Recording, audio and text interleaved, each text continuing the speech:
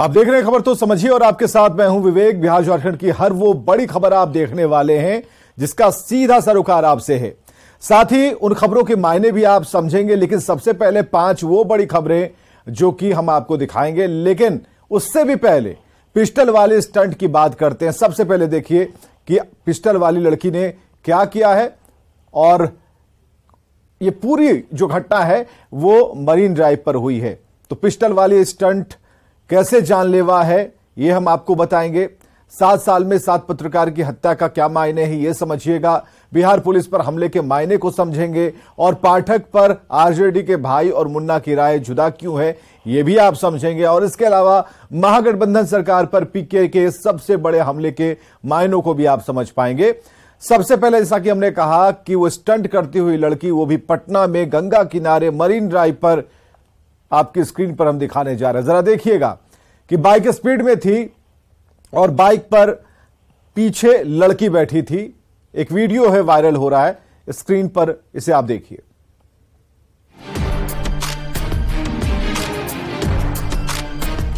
बलखाती, शर्माती, इठलाती लड़कियों की बात पुरानी हो गई। अब तो कमर में हाफ पैंट और दोनों हाथों में पिस्टल का जमाना है बॉस।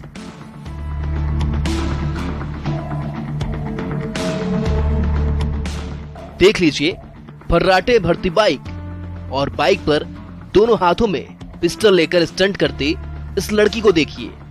ये कोई अमेरिका, यूरोप या फिर दिल्ली मुंबई की तस्वीर नहीं है। ये अपना पटना है जहां बाइक पर पिस्टल लहराती बाला खुलेआम घूमती है। ये सब कुछ हुआ गंगा के किनारे बसे उस मरीन ड्राइव पर जहां पुलिस सुरक्षा का दावा करती है। हुड़दंगियों को पकड़ने के लिए ड्राइव भी चलाई जाती है, लेकिन पुलिसिया दावे का सच देख लीजिए।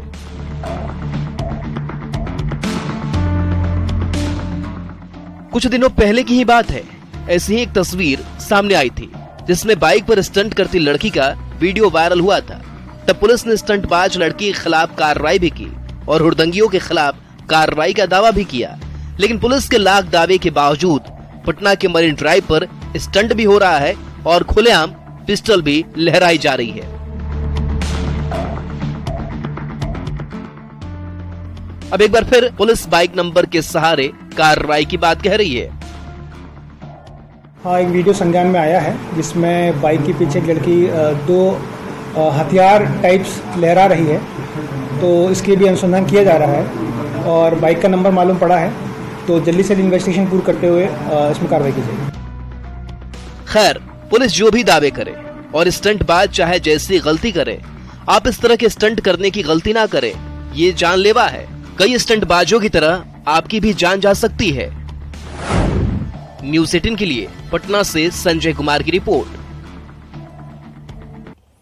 चलिए, पिस्टल वाला स्टंट तो जानलेवा है और कम उम्र के लड़के बाइक पर स्टंट करते हैं। बाइक के ऊपर खड़े होकर तरह तरह के करतब दिखाते हैं और ऐसे ही करतब करते समय कई बार गंभीर हादसा हो जाता है।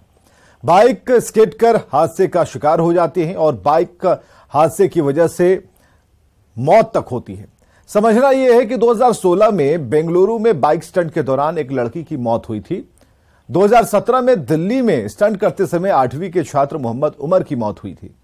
2022 की घटना है जब हिमाचल प्रदेश में स्टंट करते समय बाइक सवार झील में गिरा और उसकी मौत हो गई। यानी ये कुछ घंटों की मस्ती के लिए, कुछ मिनटों की मस्ती के लिए स्टंट जानलेवा है और आपकी जान जा सकती है। इसलिए आप बिल्कुल ऐसा ना करें, क्योंकि आपके अपनों के लिए आपकी जान बहुत कीमती है। पटना के मरीन ड्राइव पर 15 जुलाई को लहरिया गर्ल के स्टंट का वीडियो वायरल हुआ था और पुलिस ने 16 अगस्त को स्टंटबाज लड़की का लाइसेंस रद्द कर 30,000 रुपए का जुर्माना लगाया था। मरीन ड्राइव पर पुलिस की मुस्तैदी का भी दावा किया गया था, लेकिन सवाल यह है कि पुलिस मुस्तैद होती तो बीच सड़क पर लड़की पिस्टल लहराती क्या? सवाल यह है कि ऐसे वीडियो सामने आने के बाद ही क्यों पुलिस जागती है? खैर, पुलिस अपना काम करेगी, लेकिन आप इस तरह के स्टंट करने की गलती कभी मत कीजिएगा। अगली खबर है कि अररिया में पत्रकार हत्याकांड में पुलिस ने जो खुलासा किया वो चौंकाने वाला है। जेल में बंद 2 अपराधियों ने हत्या की साजिश रची थी और इस खुलासे के बाद अब बीजेपी नेताओं ने सरकार के खिलाफ मोर्चा खोल दिया। तो वहीं सत्ताधारी दल बिहार की कानून व्यवस्था को मणिपुर से बेहतर बताकर सियासत को और गरमा रहे हैं।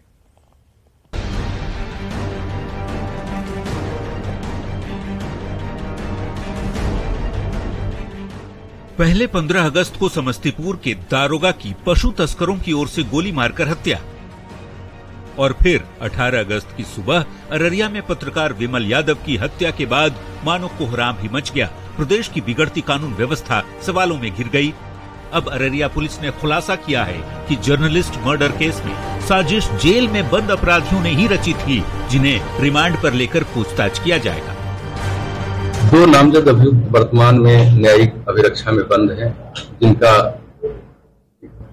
जिनमें पहले रूपेश यादव जो बेलसरा रानीगंज के रहने वाले हैं, जो इनके भाई की हत्या जो 2019 में हुई थी उसमें ये सुपौल जेल में बंद है। दूसरे क्रांति यादव जो उसी मामले में रानीगंज थाना कुशकापुर के रहने वाले हैं और उसी मामले में वर्तमान में अररिया जेल में बंद है। उक्त दोनों अभियुक्तों को विधिवत रिमांड करने की कार्रवाई की जा रही है। बिहार में बढ़ती आपराधिक घटनाओं को लेकर बीजेपी जोरदार तरीके से सरकार पर हमलावर है। पार्टी के प्रदेश अध्यक्ष सम्राट चौधरी और नेता प्रतिपक्ष ने साफ कहा है कि प्रदेश की सरकार लोगों की सुरक्षा नहीं कर पा रही। सरकार तो पैरेलल तरीके से अपराधी चला रहे हैं। बिहार में नीतीश कुमार जी बीमार हैं, उनकी पार्टी बीमार, अब उनकी सरकार भी बीमार हो गई है। तो सुरक्षा देना काम, गवाह का सुरक्षा देने का काम बिहार सरकार का था और गवाह को यदि मरवाने का काम नीतीश कुमार की सरकार कर रही है तो इससे बड़ा दुर्भाग्य क्या हो सकता है। शासन प्रशासन में बैठे लोग अक्षम है, तब जेल के अंदर से शासन चल रहा है। अपराधी और भ्रष्टाचारी का आका सरकार में बैठा है। बीजेपी सरकार के खिलाफ हमलावर है तो जेडीयू के राष्ट्रीय अध्यक्ष ललन सिंह कहते हैं कि बिहार की स्थिति से तो मणिपुर की हालत खराब है। एक प्रदेश हिंसा की आग में जल रहा है, पर कुछ लोगों को बेवजह सरकार पर कीचड़ उछालने की आदत हो गई है। लॉ एंड ऑर्डर तो खराब है मणिपुर में। 3 मई से वहाँ हिंसा हो रही है, प्रतिदिन हिंसा हो रही है। वहाँ की राज्य सरकार पर नहीं है, डबल इंजन की सरकार है और 3 मई से वहाँ की हालत बेकाबू है, नियंत्रण नहीं कर पा रहे हैं और कानून व्यवस्था की बात कर रहे हैं। थोड़ा सा भी तो लोक लिहाज रहना चाहिए। नेता चाहे जो आरोप प्रत्यारोप लगा लें, पर अररिया गोलीकांड को लेकर कई गंभीर सवाल खड़े हो रहे हैं। एक पत्रकार की हत्या की साजिश आखिर जेल में बंद अपराधी कैसे रचते हैं? अपराधी के गुर्गे खुलेआम मर्डर करते हैं तो पुलिस क्या कर रही है?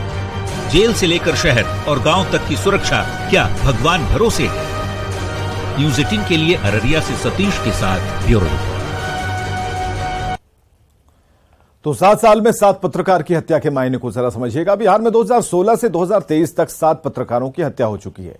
यानी हमला और अगर धमकी को छोड़ दिया जाए तो भी 7 साल में 7 पत्रकार की हत्या हो चुकी है। सीतामढ़ी में अजय विद्रोही को गोली मारी गई थी। गया के परैया में मिथिलेश पांडे को गोली मारी गई। रोहतास में पत्रकार थे धर्मेंद्र सिंह, उन्हें गोली मार दी गई। सिवान के पत्रकार थे राजदेव रंजन, उन्हें गोली मार दी, उनकी हत्या कर दी। समस्तीपुर में भी घटना घटी। पत्रकार ब्रजकिशोर ब्रजेश को बदमाशों ने 6 गोलियां मारी थी। और अब 18 अगस्त 2023 को अररिया में पत्रकार विमल यादव को बदमाशों ने गोली मार दी और उनकी हत्या कर दी। बड़ी बात यह है कि सभी 7 पत्रकार को गोली मारी गई है। इसका मतलब है कि अपराधियों ने प्लानिंग के तहत इन सभी की हत्या की। समझना यह है कि पत्रकारों को 3 तरह के माफिया टारगेट करते हैं। एक बालू माफिया, दूसरे शराब माफिया, तीसरे भू माफिया। ये पत्रकारों को टारगेट करते हैं। और पुलिस की माने तो भाई की हत्या में गवाही की वजह से विमल यादव की हत्या की गई। पुलिस ने इस हत्याकांड में अब तक 4 लोगों को पकड़ा है। जेल से हत्या की साजिश रचने के आरोपियों का भी पता लगा है। यानी सवाल तो यह भी है कि बदमाश जेल के अंदर से हत्या की साजिश रच देते हैं।